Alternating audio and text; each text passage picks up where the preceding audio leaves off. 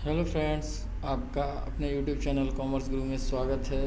यदि आप चैनल पर नए हैं तो प्लीज़ चैनल को सब्सक्राइब करें।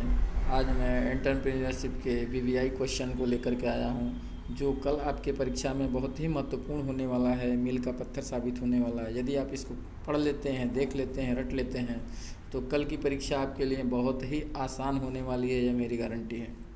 ठीक है, तो एंटरप्रेन्योरशिप के क्लास 11 का मैं यहाँ पे एक मॉडल लेकर के आया हूँ, जिसको आप यदि पढ़ लेते हैं तो कल की परीक्षा बहुत ही आपके लिए आसान होने वाली है। ठीक है, तो चलिए देखते हैं फटाफट प्रश्नों को। तो पहला प्रश्न देखते हैं। उद्यमी वह व्यक्ति अथवा व्यक्तियों का समूह है जो किसी नए उपक्रम की स्थापना के लिए उत्तरदायी होता है। ठीक है, यह कथन किसका है? तो यह कथन आपका है जेम्स बर्नर का। ठीक है, इसको आप याद रखेंगे। क्वेश्चन नंबर 2 है, उद्यमी सहायता करता है। तो जो उद्यमी होता है वो गरीबी उन्मूलन में, आर्थिक विकास में, बेरोजगारी कम करने में, सभी में सहायता करता है। यानी इसका उत्तर हो जाएगा ऑप्शन डी, इनमें से सभी। अगला प्रश्न है, उद्यमी की विशेषता है। तो उद्यमी में नेतृत्व, जोखिम और नवाचार ये सभी होता है। तो इसका सही उत्तर हो जाएगा ऑप्शन डी, इनमें से सभी। चौथा प्रश्न है, भारत में उद्यमिता है। तो जो भारत में उद्यमिता है वो क्या है? आवश्यक है, निशेषी है। ठीक है, पांचवा प्रश्न है, भारतीय उद्यमिता विकास संस्थान स्थित है। तो जो भारतीय उद्यमिता विकास संस्थान है वो अहमदाबाद में स्थित है। आप जरूर इसको जरूर याद रखेंगे। ये जो क्वेश्चन है बहुत ही महत्वपूर्ण प्रश्न है। क्वेश्चन नंबर 6, उद्यमिता विकास कार्यक्रम का अंतिम चरण है। तो उद्यमिता विकास कार्यक्रम का अंतिम चरण है पुनरीक्षण या फॉलोअप।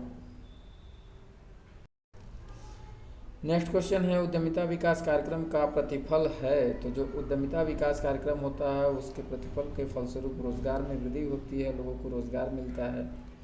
और ये जो बाकी 3 ऑप्शन है ये नहीं होता है। आठवां प्रश्न है, ईडीपी का पूरा नाम है। तो ईडीपी का जो पूरा नाम है वो है एंटरप्रेन्योरियल डेवलपमेंट प्रोग्राम, यानी उद्यमिता विकास कार्यक्रम। नेक्स्ट क्वेश्चन है, भारत में उद्यमियों का भविष्य है। In Indian future of entrepreneurs. तो इनका जो भविष्य है वो क्या है? उज्ज्वल है, ब्राइट है। यानी भारत में उद्यमियों का भविष्य उज्ज्वल है। फिर अगला प्रश्न है, प्रश्न संख्या 10, लघु उद्योग में विनियोजन सीमा है। तो जो विनियोजन सीमा है लघु उद्योग में वो है 5 करोड़ रुपए। ठीक है, इसको याद रखेंगे। ये 9वां और 10वां दोनों ही महत्वपूर्ण है, अति महत्वपूर्ण प्रश्न। 11वां प्रश्न है, भारत में लघु उद्योग का पंजीयन कराना, in India registration of small industries. तो ये जो है आवश्यक है, निसेसरी। ठीक है, फिर नेक्स्ट क्वेश्चन है, निम्न में से कौन सी विशेषता व्यावसायिक क्रिया की विशेषता नहीं है? तो व्यावसायिक क्रिया के अंतर्गत जो है काला बाजारी नहीं आता है, ब्लैक मार्केटिंग। प्रश्न क्या 13, आचार संहिता में सम्मिलित नहीं किया जाता। तो जो आचार संहिता होती है उसमें हम लोग बेईमानी या डिसऑनेस्टी को सम्मिलित नहीं करते हैं। 14वां प्रश्न है, नवाचार उद्यमिता का विशिष्ट उपकरण है। यह परिभाषा किसके द्वारा दी गई? तो ये जो परिभाषा थी, ये परिभाषा जो है पीटर ऑफ ड्रकर के द्वारा दी गई है। क्वेश्चन नंबर 15, समविच्छेद बिंदु इकाई में खाली स्थान ब्रेक इवन पॉइंट है। ठीक है, तो इसका पहला आंसर हो जाएगा FC/S-VC। ठीक है, इसको याद रखेंगे आप। 16वां प्रश्न है, निम्न में से कौन सा व्यावसायिक नैतिकता का तत्व नहीं है? तो इसमें से कौन सा व्यावसायिक नैतिकता का तत्व नहीं है? तो 16 का हो जाएगा आपका ऑप्शन डी, नकल वस्तुओं को बेचना। नकल यानी जो नकली वस्तुएं होती हैं, मिलावटी होती हैं, उनकी बात कर रहे हैं। प्रश्न संख्या 17, आवश्यकता प्राथमिकता विचारधारा के प्रतिपादक हैं। तो जो आवश्यकता प्राथमिकता सिद्धांत है उसके प्रतिपादक जो हैं अब्राहम मैस्लो हैं। ये भी महत्वपूर्ण प्रश्न है। फिर अगला प्रश्न है, मास्लो का आवश्यकता पदानुक्रम सिद्धांत के अनुसार मनुष्य की आवश्यकताओं को कितने चरणों में बांटा गया है? ठीक है, ये ऊपर वाले प्रश्न का ही रिलेटिव है। तो इसको जो है कुल 5 चरणों में बांटा गया, यानी मनुष्य की जो आवश्यकताएं होती हैं उसको प्राथमिकता के आधार पर 5 कैटेगरी में बांटा गया और इनको जो बांटे हैं वो हैं अब्राहम मैस्लो, जिनका नाम है सिद्धांत का आवश्यकता प्राथमिकता। तो ये तीनों आप याद रखेंगे। प्रश्न संख्या 19, इनमें से कौन सा अद्वितीय अभिप्रेरणा है? तो इसका जो सही उत्तर हो जाएगा ऑप्शन डी, नौकरी की सुरक्षा, जॉब सिक्योरिटी।